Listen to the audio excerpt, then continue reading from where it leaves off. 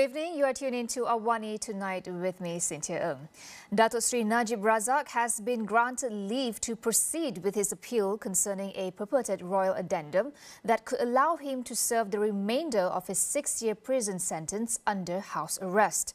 In a split 2-1 decision, the appellate court also permitted Najib's application to present new evidence when the High Court hears the merits of the case. Justice Datuk Sri Muhammad Firuz Jafril, when delivering the majority ruling, stated that the evidence presented was not available when Najib's legal team initially filed for a judicial review before the High Court last year. Najib's legal team recently submitted new affidavits, including one from his son Nizar Najib, alleging that the Sultan of Pahang, who was the Yang di-Pertuan Agong at the time, confirmed the existence of the addendum. Another affidavit from Nizar includes a letter dated January 4th from the Royal Household's Controller, reportedly verifying the document's authenticity. Justice Firuz also noted there was no challenge from the respondents regarding the existence of the addendum. Najib is currently serving a 6-year sentence for misappropriating 42 million ringgit from SRC International. Initially sentenced to 12 years in prison and fined 210 million ringgit, his sentence was reduced to 6 years and the fine to 15 million ringgit following a royal pardon in 2022. The High Court is scheduled to manage the case on January 13th. Umno President Datuk Sri Ahmad Zaid Hamidi has appealed to the Yang di-Pertuan Agong to grant Datuk Sri Najib Razak a full pardon for his conviction and prison sentence in the SRC International case.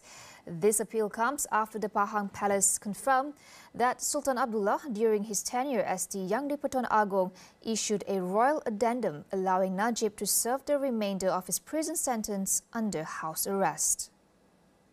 Zahid expressed gratitude to the Sultan of Pahang for confirming the addendum's existence and appealed to the king to exercise his prerogative under Article 42(1) and 2 of the Federal Constitution to grant Najib a full pardon.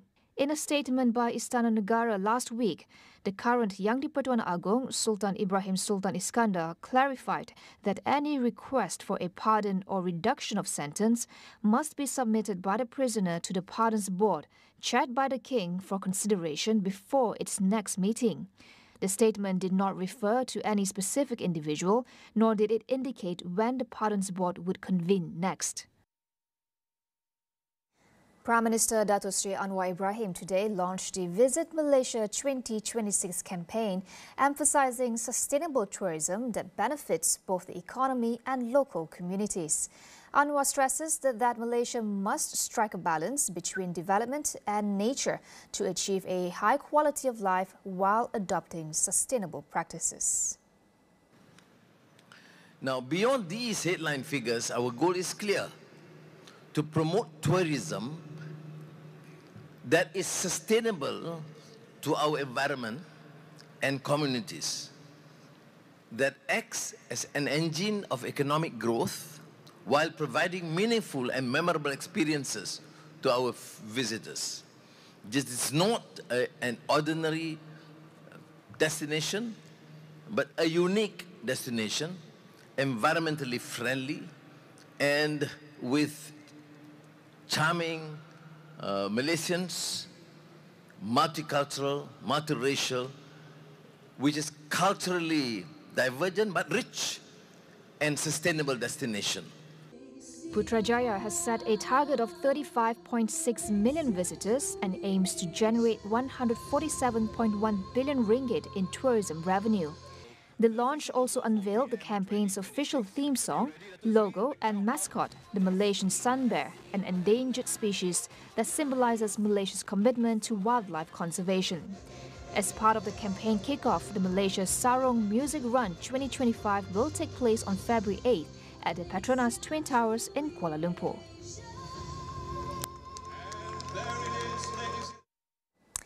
The Transport Ministry will set up a special task force to address growing safety concerns related to heavy vehicles following a series of recent accidents. Minister Anthony Loke says that the task force will bring together various stakeholders to develop strategies focused on improving road safety for all users. In addition, the ministry will introduce the high-speed weigh-in motion system, which is set to begin operating in the third quarter of this year. This new technology uses cameras and sensors to automatically monitor the load of heavy vehicles, helping to detect and record overloaded trucks. Currently, the method for checking vehicle weight is manual, requiring trucks to be stopped and taken to a weighing station for inspection. The new system will be implemented at 10 locations nationwide. Separately, Loke announced that Road Transport Department enforcement officers will be equipped with body-worn cameras this year. He said the cameras will be used to increase transparency in enforcement, particularly involving heavy vehicles, and to protect officers from being verbally abused by motorists. Loke said that the ministry is also considering to amend the laws to extend liability for overloading truck to consignees. Currently, only truck companies are held responsible for overloaded vehicles.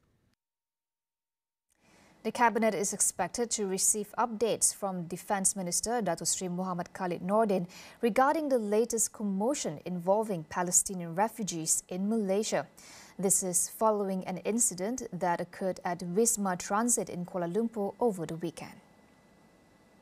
Communications Minister Fahmi Fadzil said relocation to another premise was discussed in previous meetings, and an update is expected after Wednesday's meeting.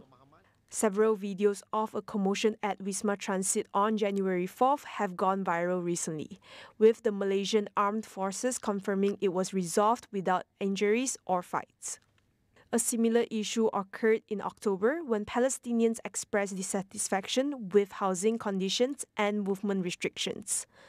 Last August, Malaysia brought in 127 Palestinians, including 41 injured in Israeli attacks, for medical treatment. We'll be back with more after the break.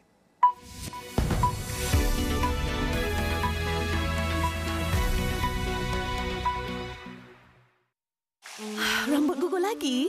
Macam mana Gunakan Pantene Baharu dengan provitamin mikro yang meresap dan menguatkan rambut dari dalam.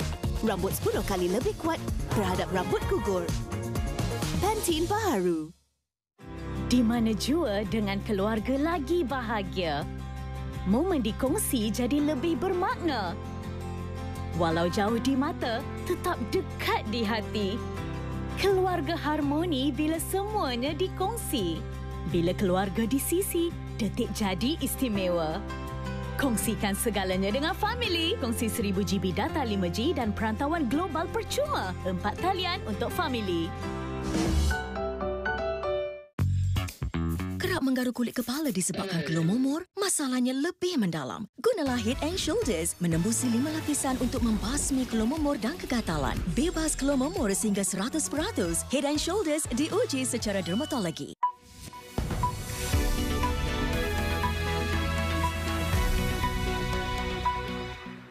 Welcome back. A Hamas official says that the group is ready to release 34 hostages as part of the first phase of a potential deal with Israel. According to Reuters, citing an unnamed official, the release would depend on an agreement that includes Israeli withdrawal from Gaza and a permanent ceasefire. Israel, however, denied that it had received a list of hostages from Hamas, but did not comment on the broader claims in the Reuters report.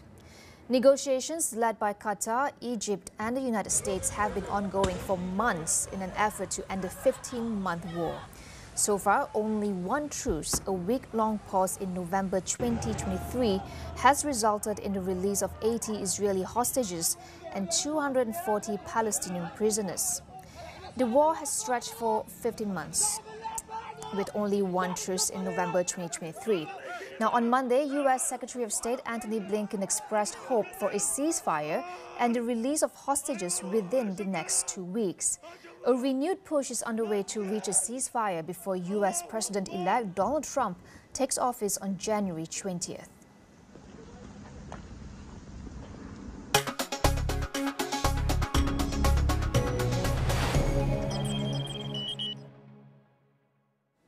The The Philippines has deployed air and sea assets from its military and Coast Guard to monitor China's largest Coast Guard vessel. It has accused Beijing of intimidation, coercion and aggression in the Philippine Exclusive Economic Zone. The 165-meter vessel was spotted 65 to 70 nautical miles off Zambales province on January 5th. The Philippine Coast Guard shared a video showing their vessel ordering the Chinese ship to leave the area, stating it had no authority to operate in Philippine waters. In response, the Chinese ship claimed it was conducting law enforcement duties within its jurisdiction.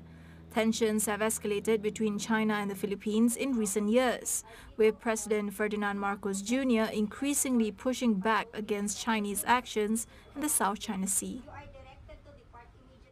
Indonesia has officially rolled out an ambitious free meal program aimed at providing meals to nearly 83 million children and pregnant women across the country. The initiative, expected to cost $28 billion by 2029, is a key promise made by President Prabowo Subianto, who was elected last year. The program seeks to address stunting, which affects 21.5% of children under 5, while also aiming to boost local farming incomes. It targets 82.9 million people by 2029, presenting a significant logistical challenge for the nation's 280 million population. Despite its ambitious goals, the program has faced criticism over its cost, with some questioning its sustainability. However, Prabowo has defended it as a critical step toward improving nutrition and stimulating economic growth.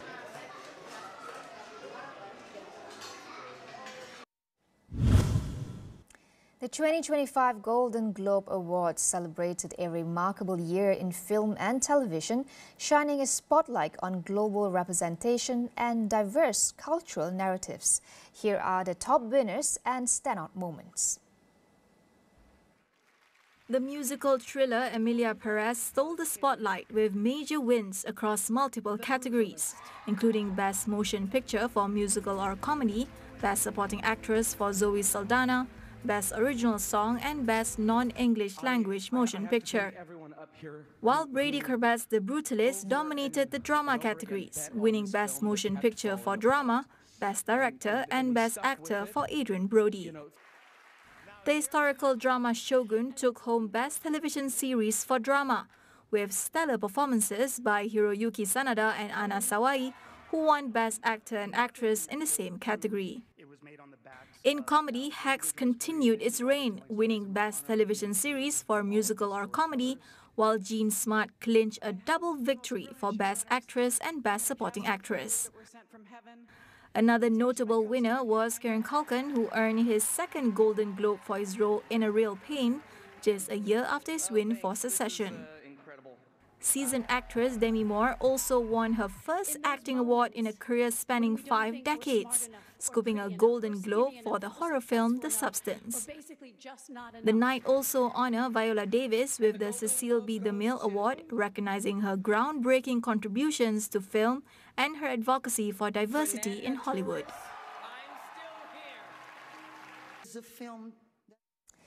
That wraps up AWANI tonight. Do check out our web portal, keeping you informed on the critical events shaping our world, all in one place at international.astroawani.com. That's all for now. I'm Cynthia Ng. Thank you for watching and good night.